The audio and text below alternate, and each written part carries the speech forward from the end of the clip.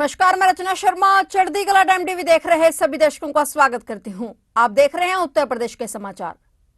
सीमैप यानी केंद्रीय औषधि एवं सगंध पौधा संस्थान में 2 दिवसीय किसान मेले की शुरुआत आज हो गई है। इस मेले की शुरुआत राष्ट्रीय वनस्पति अनुसंधान संस्थान के निदेशक अजीत कुमार शासनी के द्वारा की गई। वहीं किसान मेले का उद्घाटन आज मुख्यमंत्री योगी आदित्यनाथ के द्वारा किया गया है। इस मेले में प्रदेश ही नहीं बल्कि दूसरे राज्यों से भी किसान पहुंचे हुए हैं। पहले दिन 1000 से ज्यादा किसानों ने रजिस्ट्रेशन करवाया और इसके साथ ही 150 से ज्यादा उद्यमियों ने भी अपना रजिस्ट्रेशन कराया है। किसान मेले का उद्घाटन करने के बाद मुख्यमंत्री योगी आदित्यनाथ ने किसानों को संबोधित किया। सीएम ने कहा कि सीमैप एक यूनिक संस्था है जहां पर औषधीय एवं और सुगंधित फूलों की खेती को बढ़ावा देने के लिए प्रयास किया जा रहा है। इससे किसानों की आमदनी में भी इजाफा हो रहा है। इस किसान मेले का मकसद है यहां ज्यादा से ज्यादा किसानों तक सरकारी सुविधाओं को पहुंचाना। किसान मेले में पहुंचे सीएम योगी ने सरकार द्वारा किसानों को दी जा रही विभिन्न योजनाओं की भी चर्चा की।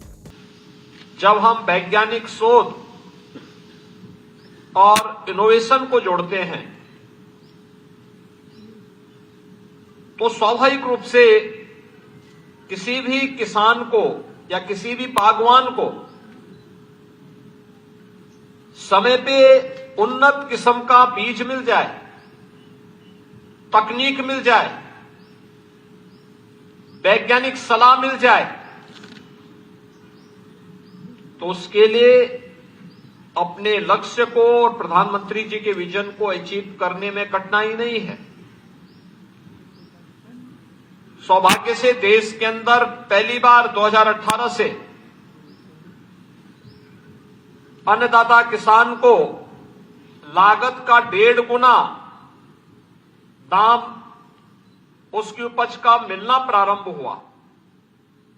अब इसमें काफी वृद्धि हुई और प्रधानमंत्री जी के विजन के अनुरूप आज अन्नदाता किसान जो परंपरागत खेती के अलावा खेती कर रहा है उसको तो 2 गुने से अधिक लाभ मिल ही रहा है, लेकिन जिसने सफसली के साथ साथ औषधि और सगंध औषधीय खेती को बढ़ावा दिया है, बागवानी को बढ़ावा दिया है, हर्बल प्रोडक्ट को प्रमोट किया है, उसको कई गुना दाम वह आज प्राप्त कर रहा है।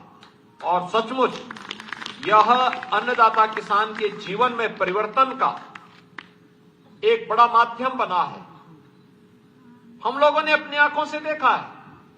मुझे देश की संसद में एक लंबे समय तक रहने का अवसर प्राप्त हुआ था और मैं इस बात को अनुभव करता था कि संसद के हर सत्र में मुद्दा उठता था किसानों की आत्महत्या का। किसान आत्महत्या क्यों करता था? उसके कारण थे। उसकी उपज का दाम उसे नहीं मिल पाता था। जिस धरती माता से वह मेहनत करके परिश्रम करके अपना पसीना बहा करके उपज प्राप्त करता था, उस उपज के लिए सही बीज नहीं मिलता था, सही वैज्ञानिक सलाह नहीं मिलती थी, उसकी कभी जांच नहीं हो पाई थी, सिंचाई की सुविधा नहीं थी, मार्केट से जोड़ने का कार्य नहीं हुआ था। पहली बार एक साथ इन सबको जोड़ने का कार्य हुआ और ये तो हमारा सौभाग्य है उत्तर प्रदेश वासियों का और लखनऊ वासियों का कि यहां पर एक साथ सीमैप भी है, सीडीआरआई भी है, एनबीआरआई भी है और आईआईटीआर भी यहां पर कार्य कर रहा है, जो यहां पर सदैव केवल लेबोरेटरीज नहीं है, ये केवल सेंट्रल लेबोरेटरीज नहीं है, बल्कि यहां पे प्रोएक्टिव होकर के यहां के अन्नदाता किसानों को, यहां के संस्थाओं को सहयोग करने के लिए तत्पर दिखाई देते हैं।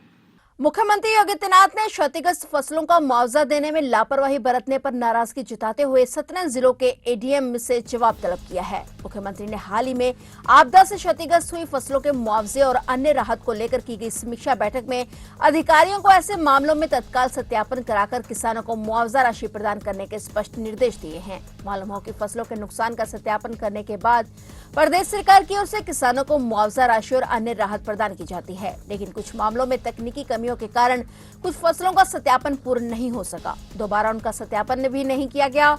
मुख्यमंत्री योगी आदित्यनाथ के निर्देश पर 17 जिलों के एडीएम एफआर से लापरवाही पर जवाब तलब किया गया है। सभी एडीएम को 1 हफ्ते में अपना जवाब शासन को उपलब्ध कराने के निर्देश दिए गए हैं। सीएम योगी की नाराजगी के बाद हरकत में आए अधिकारियों ने अपने अपने जिलों में मुआवजे से वंचित किसानों को दोबारा सर्वे करवाकर शासन से बजट की डिमांड की है। बाढ़, ओलावृष्टि और बेमौसमी बारिश से 33% से अधिक क्षतिग्रस्त फसलों से प्रभावित किसानों को मुआवजा दिया जाता है। किसानों को मुआवजा धनराशि सर्वे के 24 घंटे में डीबीटी के माध्यम से उनके खातों में भेजी जा रही है। उन्होंने बताया कि वर्तमान वित्तीय वर्ष में जनवरी तक अब तक 1,87,845 से अधिक किसानों को 80,88,68,299 रुपए से अधिक की सहायता धनराशि वितरित की जा चुकी है।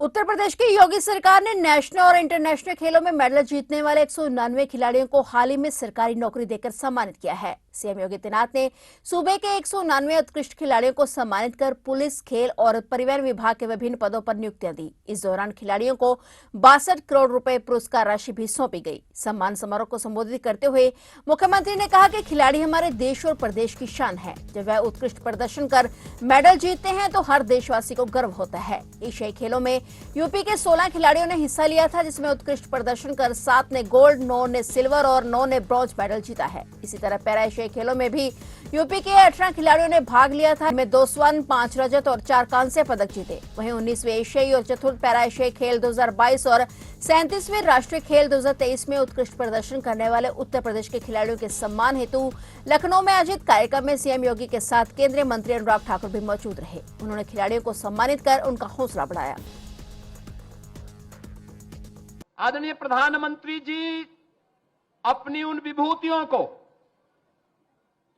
जो समाज और राष्ट्र का गौरव बढ़ा रहे हैं, याद करिए प्रधानमंत्री जी ने अपने महत्वपूर्ण उद्बोधन में 22 जनवरी को एक बात कही थी कि प्रभु राम की प्राण प्रतिष्ठा का कार्यक्रम तो हम अयोध्या में कर रहे हैं, लेकिन ये यात्रा यहां थमनी नहीं है।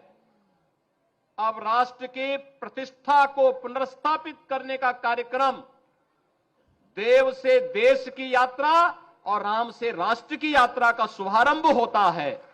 अपनी विभूतियों को सम्मानित करना, यही राष्ट्र की प्रतिष्ठा का कार्यक्रम है।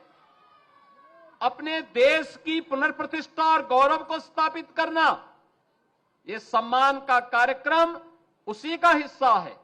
और इसको प्रोत्साहित करने के लिए पिछले 10 वर्षों के अंदर जो कार्यक्रम चले हैं, इसमें खेलो इंडिया खेलों से जो कार्यक्रम प्रारंभ हुआ, प्रदेश में देश के अंदर सांसद खेलकूद प्रतियोगिता, उत्तर प्रदेश में खेलो यूनिवर्सिटी गेम्स, ये सभी आयोजन पूरी भव्यता के साथ संपन्न हुए और खेलो इंडिया सेंटर की स्थापना हर जनपद में हो रही है। और भाइयों बहनों, अब हम लोग, भारत सरकार हर जनपद में खेलो इंडिया सेंटर के लिए घोषणा कर चुकी है, कार्रवाई को क्रियान्वित कर रही है। आज हमने अपने वित्त मंत्री को भी इसीलिए बुलाया है कि इस बार के बजट में आप भी कुछ घोषणा करिए कि भाई हम लोग भी उत्तर प्रदेश खेलो सेंटर हर ब्लॉक स्तर पर स्थापित करेंगे। इसकी एक राशि खेल विभाग के साथ तय करते हुए माननीय श्री अनुराग सिंह ठाकुर जी का मार्गदर्शन लेते हुए ब्लॉक स्तर पर स्थापित हो, क्योंकि उत्तर प्रदेश में सरकार ने पहले से तय किया है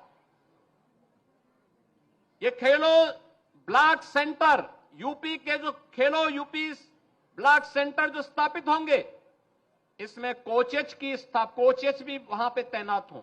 ये जितने खिलाड़ी जो खेल के बाद अपना कुछ समय निकाल सकते हैं, एक निश्चित मानदेय पर उनको वहां पर तैनाती दीजिए, सरकार उनको मानदेय देगी। ब्लॉक स्तर पर अगर हमारे कोचेज होंगे तो हमारे खिलाड़ी और भी अच्छा निखारने का काम कर पाएंगे और हम बेहतरीन प्रदर्शन देश और दुनिया के अंदर करने में अपने खिलाड़ी दे पाएंगे।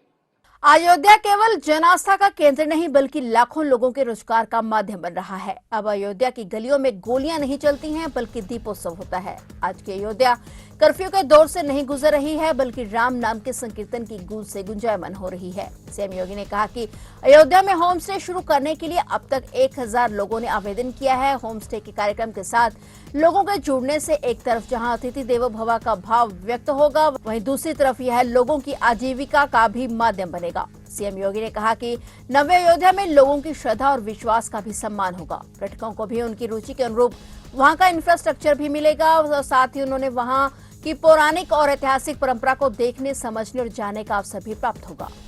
अयोध्या में पब्लिक में भी संतुष्टि है और आने वाले श्रद्धालु भी एक विश्वास के साथ वहां आ रहा है कि हम अयोध्या जाएंगे, बेहतरीन सुविधा प्राप्त कर पाएंगे।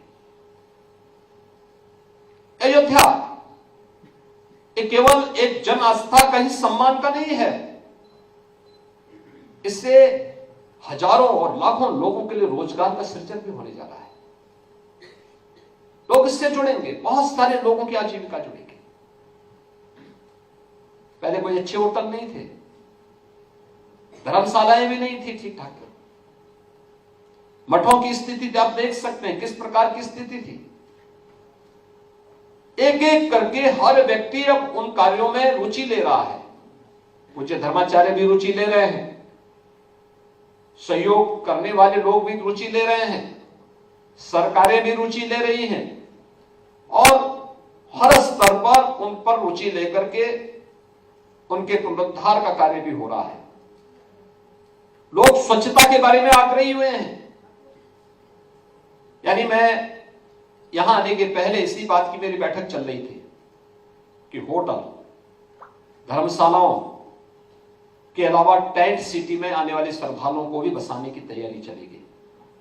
लेकिन क्या होम स्टे के लिए भी हमने कुछ किया? यानी आश्चर्य करेंगे, 1000 लोगों ने अब तक आवेदन किया है कि हम होम स्टे के लिए तैयार हैं और हमारे यहां इस प्रकार की सुविधाएं हम देंगे।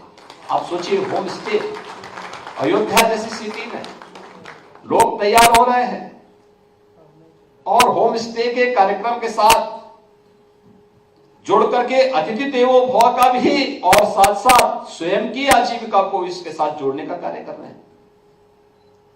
यानी अतिथि को ठहराने का भी, 24 घंटे रोकने का भी और भोजन की भी शुद्ध व्यवस्था अपने घर में देने की भी, और कुल 1000-1000 रुपए से 1500 रुपए के बीच में इस प्रकार की सुविधा अयोध्या में मिल जाएगी किसी भी व्यक्ति को वहां जाने के लिए। यानी यह अयोध्या के अंदर यह सुविधा आज के दिन पर इतने लोगों को अब तक वहां के लिए सुविधा हम उपलब्ध करवा चुके हैं। इसमें और वृद्धि होनी है, क्योंकि अभी तो एक नई चीजें वहां पे चल रही है। अयोध्या के लिए सब नया था। अब नव निर्माण के जिस दौर से अयोध्या आगे बढ़ी है, वह तो मैं जानता हूं दोनों प्रकार के लोग आएंगे। एक श्रद्धा भाव के साथ आएंगे, कुछ लोग नई अयोध्या को देखने के भाव से, पर्यटन की दृष्टि से आएंगे। हमें दोनों को ध्यान में रखकर के कार्य करना है। और मैं कह सकता हूं आज की इस अयोध्या में लोगों की श्रद्धा और विश्वास का भी सम्मान होगा। पर्यटकों को भी उनकी रुचि के अनुरूप वहां का इंफ्रास्ट्रक्चर भी मिलेगा और उस वहां की पौराणिक और ऐतिहासिक परंपरा को देखने, समझने और जानने का अवसर भी प्राप्त होगा। तो ये थे उत्तर प्रदेश के समाचार। और नए समाचारों के साथ फिर से हाजिर होंगे। तब तक के लिए देखते रहिए चढ़ती कला टाइम टीवी।